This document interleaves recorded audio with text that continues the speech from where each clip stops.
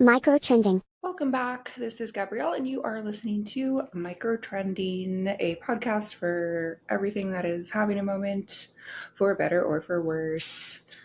I do hope and pray that you are doing better than Katy Perry. We know she went to space. We've covered that, but you probably also saw that she is tired of and complaining about being a human pinata, which is a very creative visual. But you know who else is tired of being a human pinata? The elderly people that she bullied out of their homes so she could then purchase those homes. Look it up. I think they had to actually create a law in her name because she has like a fetish or tendency to do this. And some of them were nuns. So I hope you are doing better than her, both this week and in life, and morally speaking. Speaking of elderly people, love them. I did mention, I believe it was last episode, that I had gone to a grocery store and an older man had made a comment on the baguette that I had on my conveyor belt, on the conveyor belt in line. He was like, "What are you going to do with that very long piece of bread?" And I had to answer to that. Anyway, I went to the same grocery store the next week and I realized, coincidentally, I think I've just been going on the days where they have senior discounts. Because, I'm there to collect my senior discount. I don't remember, I think it's on Tuesdays. And so that's my bad, because I've had multiple encounters with very friendly seniors at this grocery store. And you know what? I've come around on it. I think as long as they are friendly and not creepy, prefer interactions from like friendly grandmothers than men trying to set up, maybe a sugar situation. Don't need that in the bread aisle. But it did happen again. A man commented on my salmon selection, and that was whatever. But then somebody's grandma complimented me on my alternative dairy selection, on my coconut milk pick. And she said she was a chef. And that meant a lot to me. That made my day. So if you, and I'm not saying this is charity work, but if you want to feel like a little bit better, have your heart warmed and perhaps warm the heart of somebody's grandparent, I highly recommend seeing if your local grocery stores have senior discount days, because it might get weird, but it also might be the thing that makes your week. And that is the heartwarming part of this episode. Anyway, I did ask a question on my Instagram stories about like, what trends do you think are a real sign of the times? Which is open to interpretation, but like trends in fashion and music that are proof of everything else going on. So I do want to look at and answer and go through a bunch of those. I've only like half looked at them, but as I was going through, I was like, yes, exactly. So very excited to look more at those. But the real topic of the day is a new theory that I've kind of been sitting on.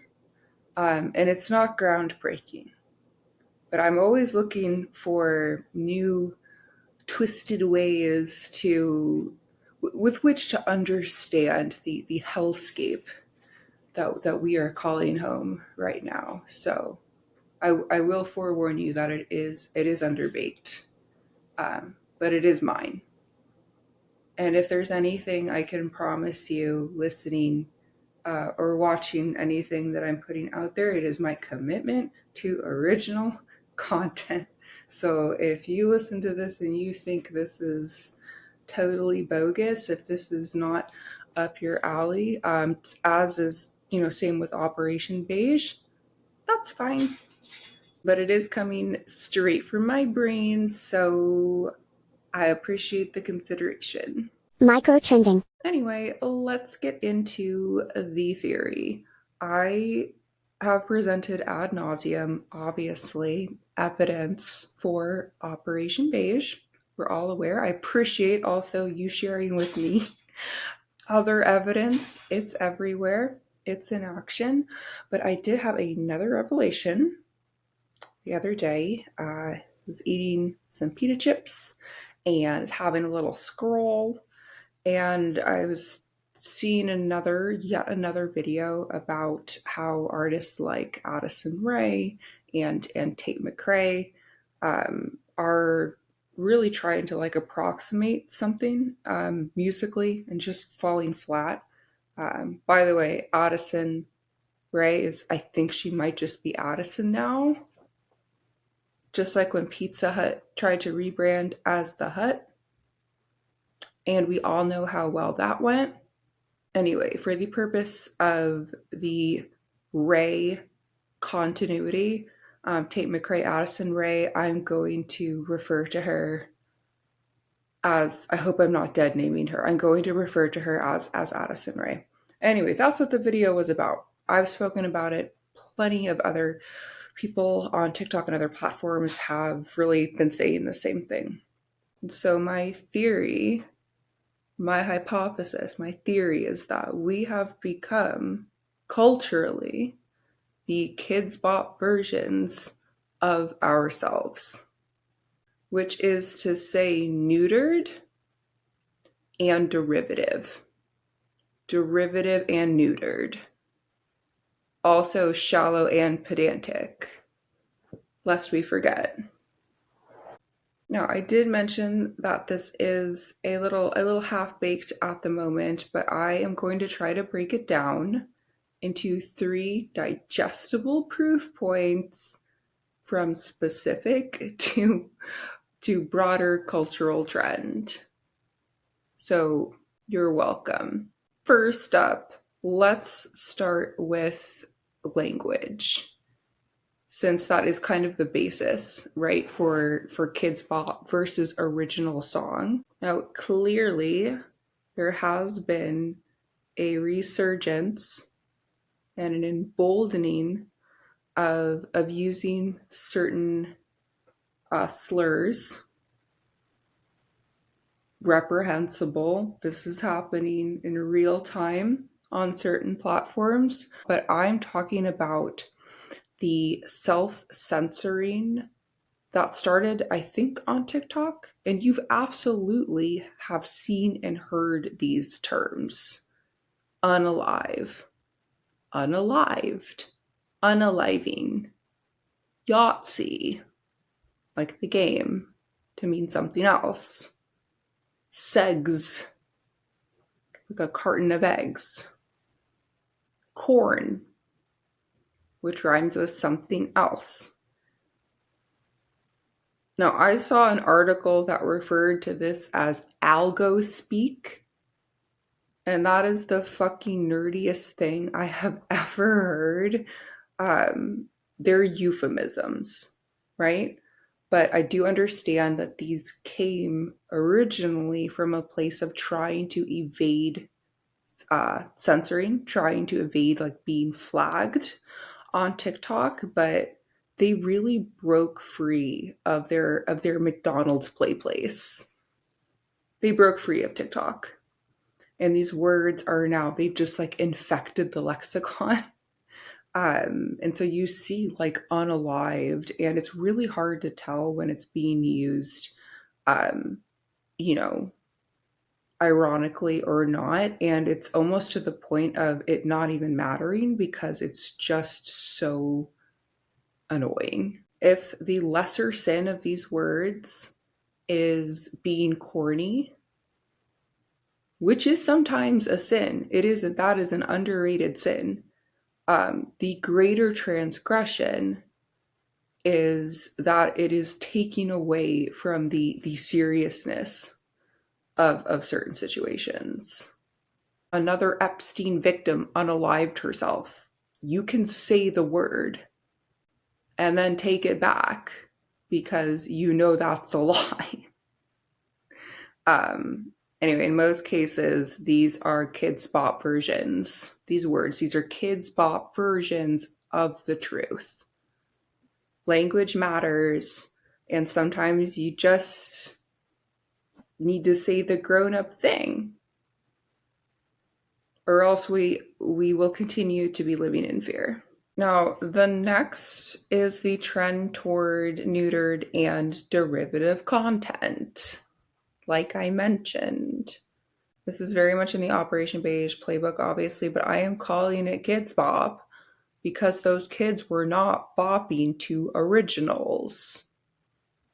They were juvenile culture vultures, and they still are to this day. You won't believe how many covers they're still posting on YouTube and elsewhere. I did check. I had to do a little bit of homework, so I did that for you.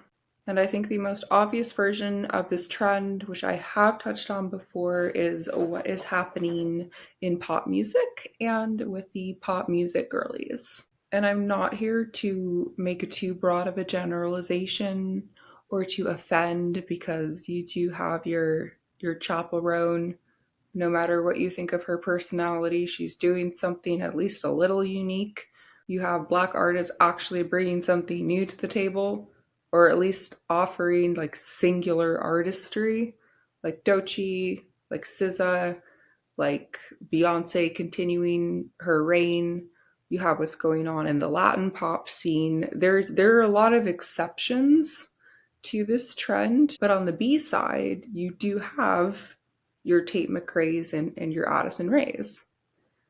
And I do hesitate a little bit to throw Gracie Abrams into this also, because she's not, trying to be a carbon copy approximation, making a poor attempt at becoming the next Britney Spears, like some other girlies might be. But she is attempting something, and it just doesn't seem to be hitting, if that makes sense. It feels like a declawed attempt at becoming a pop star. And I know she has fans, but I hope that you'll understand that she kind of belongs in the same category here. But back to the Rae cinematic universe, Tate McRae, Addison Rae. You can't tell me that these don't feel like a particularly juvenile approximation of artists from years ago, like Britney, like Christina, the Pussycat Dolls, Nelly Furtado 2.0. All of those artists also have Janet Jackson to thank in a lot of ways. But those girlies are kind of the blueprint, and that's where the artists of today are failing. I said before, multiple times actually, that Tate McRae makes music for bad bitches too afraid to actually be a bad bitch. And I would like to amend that upon further rumination. I think that Tate McRae makes music for bad bitches too afraid to be a bad bitch because they think that would signify to their parents that they have an affinity for interracial relations, if that makes sense. The lack of sauce feels intentional. It's out of fear, but there's purpose there, you know? There is a PG-13 line that they just can't cross, that they're like unwilling to cross. And I would argue that even the oh so scandalous Sabrina Carpenter is not even going there. People are like up in arms for nothing, which is a point we will touch on later. And I would also argue that Taylor Swift has perhaps become the Kidz Bop version of herself. But I am not willing to say any more on that without proper legal representation. So that's the beginning and end of my opinion there. And you, of course, see this neutered and derivative trend in movies also. I think it's a little bit easier to like notice in music because you're exposed involuntarily to music all the time. And so like, you're going to hear Tate McRae whether you like it or not. But you have to actually go see these movies to like really understand like just how things have changed. But it is the tendency toward like known IP, tried and true franchises, leftovers, reheating nachos over and over again. Same with music. Marvel everything, everything self referential. Studios are like, you like this, right? Shut up and eat your popcorn, you minion loving pig. That's what it feels like sometimes. God. Anyway, if you keep an eye out for quote neutered and derivative media, it's like really easy to spot. It is in practically every corner of culture and content. And I could vent for so long about how this drives TikTok trends. There's definitely conversations happening about this right now, in a different way, not through the Kidz Bop lens. But I don't have the energy to do that. Perhaps another time. But that is definitely one place where you can absolutely see just how like toothless and neutered and derivative pretty much everything has become. Now, the last part, my final proof point for now that we have become the Kidz Bop versions of ourselves culturally, is a macro trend that I've already kind of touched on before in the Sabrina Carpenter Trader Joe's episode, and that is the Puritanism. And obviously, the PG language that I mentioned earlier is part of this too. But this is more so the like greater grip of white Christian nationalism, the cracking down on anything deviant, uh, drag shows, people getting upset at the Sabrina Carpenter doing a crash test dummy version of a sex position on stage, glorifying modesty, glorifying thinness, glorifying consuming dairy, milkmaid dresses. You know who also loves going to church, shopping at the Gap, and a glass of milk? Your average Kidz Bop kid. That's who we're becoming. The most scandalous thing they've ever put in their bodies is Takis. And they're still recovering. They've never said a swear word, and they won't even say a swear word as a Kidz Bop adult in an intimate situation. It's gonna be all aw shucks and walked up to the club like, what up? I got a hit song. Not I got a big cock. Not Macklemore. Not the Antichrist. How dare he? Microtrending. Anyway, those are my 3 work in progress proof points about the Kidz Bopification of America. But I felt like I needed to offer this for your consideration because Operation Beige is, I think, most obvious in like design trends, fashion trends, what we see on our shelves, what's for sale. It's very obvious visually, and I feel like the concept of beige doesn't always translate metaphorically. And that's on you. Probably not you listening right now. That's on someone who needs to do their homework. But I hope that the Kidz Bop angle makes sense and helps. Anyway, like I mentioned, still a work in progress. And I don't know if we need to blame Kidz Bop the corporation because they're just kind of doing their thing. But I do also think it's interesting that there has been this trend of like losing tween or preteen culture of kids, like growing up too fast because of the internet, because of social media. When at large, that's happening, that's true, but like collectively at large, we are regressing in a really depressing way. And I didn't even touch on like the anti-intellectualism part of all this, but the dumbing down is real and severe. And if you don't believe that this um, dumbing down is happening, just post a fifth grade math fraction problem to Twitter and see how many people get it right. Microtrending. All right.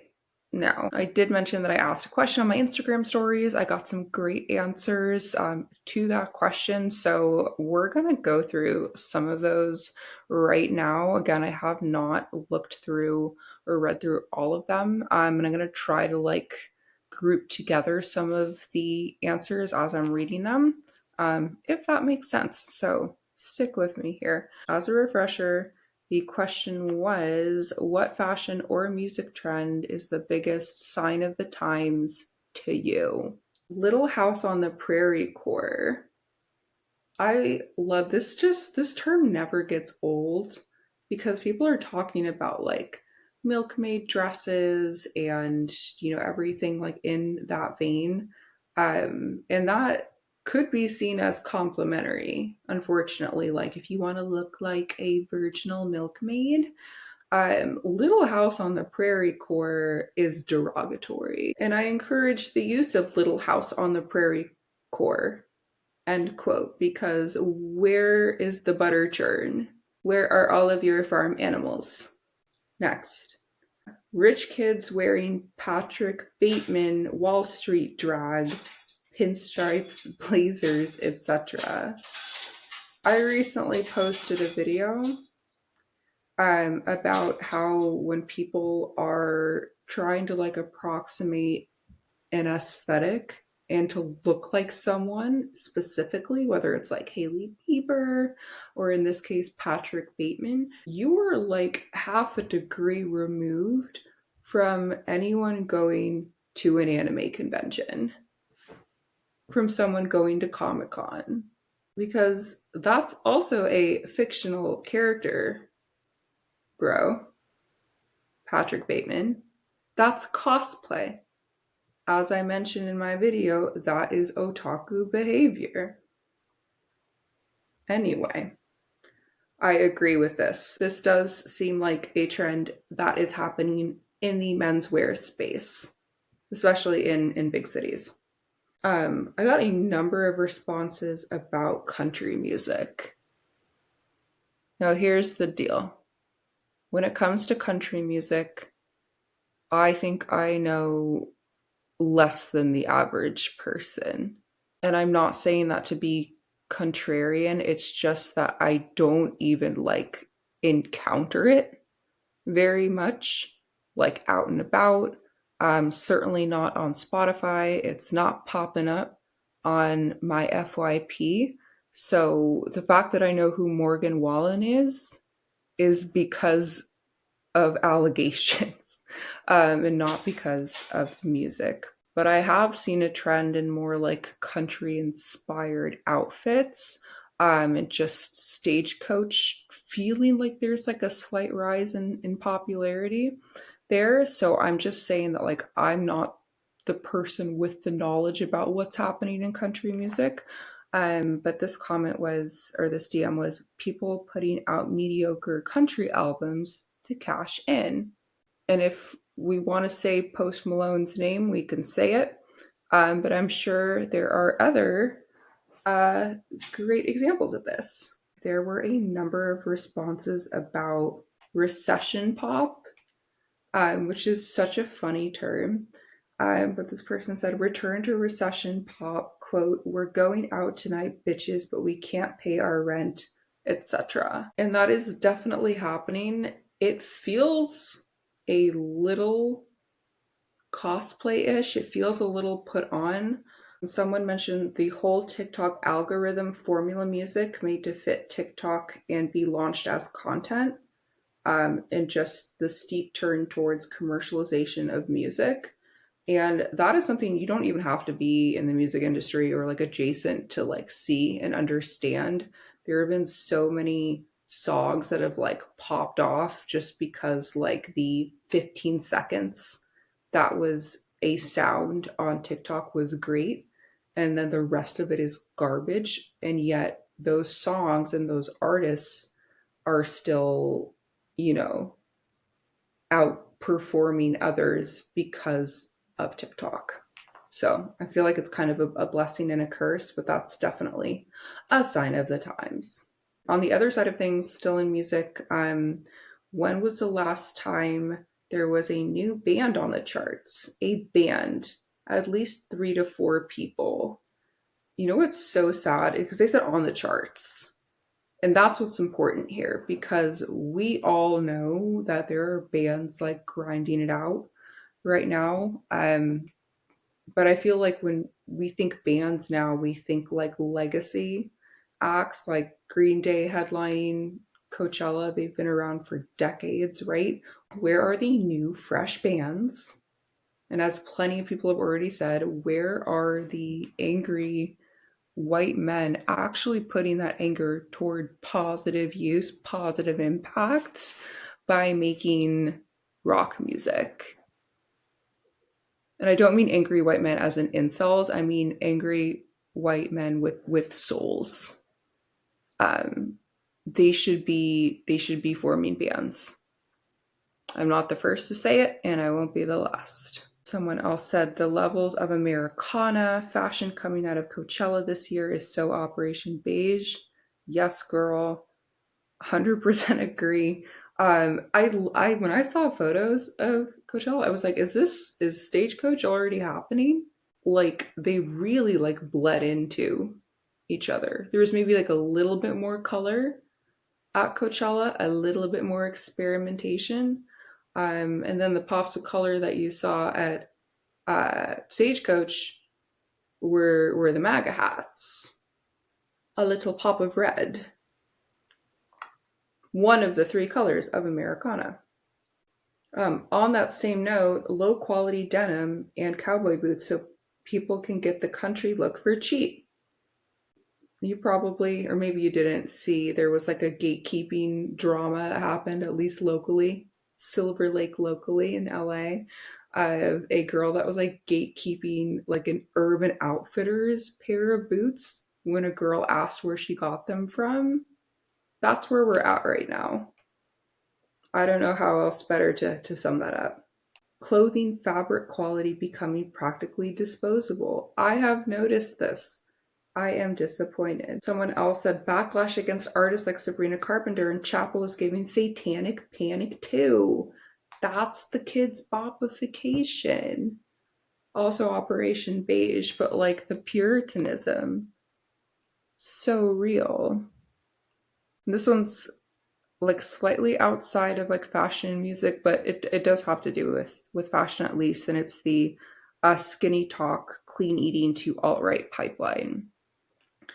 That is a really sickening epidemic. There is an influencer called Liv Schmidt. I don't want to say she's the ringleader, but she is the biggest problem in a way, of quote skinny talk, and that is separate from the like really crunchy wellness culture thing. This is more just like, do you want to look hot?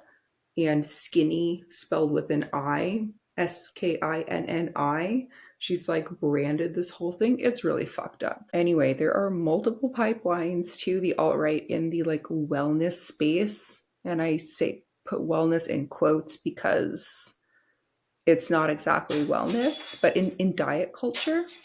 And this whole skinny talk thing is one of them. And it is regressive and it is a sign of the times. Microtrending. There were some more answers. I tried to group them as best as I could, but thank you so much. I know a lot of the content that I'm sharing, that I'm putting out there is really just more in the entertainment space. I'm just hoping to make you laugh. But I guess I'm also hopeful that we collectively can have our antenna up for Operation Beige, dog whistles, and now for the Kidz Bopification. And I mentioned that I did have to like listen to and like look up some Kidz Bop lyrics. I didn't have to. I felt like I needed to get in the spirit and get in the mood. And I don't want to like direct you to watch any of them specifically because you have better things to do with your time. But if you don't, their version of Espresso, Sabrina Carpenter's Espresso, is one of the newer videos, I found so disturbing. And it's because they didn't change a lot of the lyrics. And you have to watch the video to get the like ickiness. Because if you're still using the lyrics that are referring to like switching up positions and they're like, innocuous enough on paper, it still sounds sexual. And that paired with the video itself is very disturbing. And it got me like spiraling for like a couple minutes about like what is actually happening at Kidz Bop. Is there something darker happening um with the entity Kidz Bop? Because somebody should know that just because they're not saying a swear word, just because they're not saying swears, does not mean that this is like a clean song. You know, maybe we're all dumber than we thought. I don't know. Open the schools. Anyway, thank you for listening. You don't have to go watch any Kidz Bop videos or listen to any of them unless you want to laugh, but just understand that that's kind of where we're at. As always, please feel free to email with any microtrend that you want inspected a little bit further. Any comments or questions, just send it to saltlacroix, SALTCROIX @gmail.com. You can also find me on Instagram and TikTok at that same handle at saltlacroix. And you can obviously DM me there as well. And yeah, I will see you next week. Bye. Microtrending.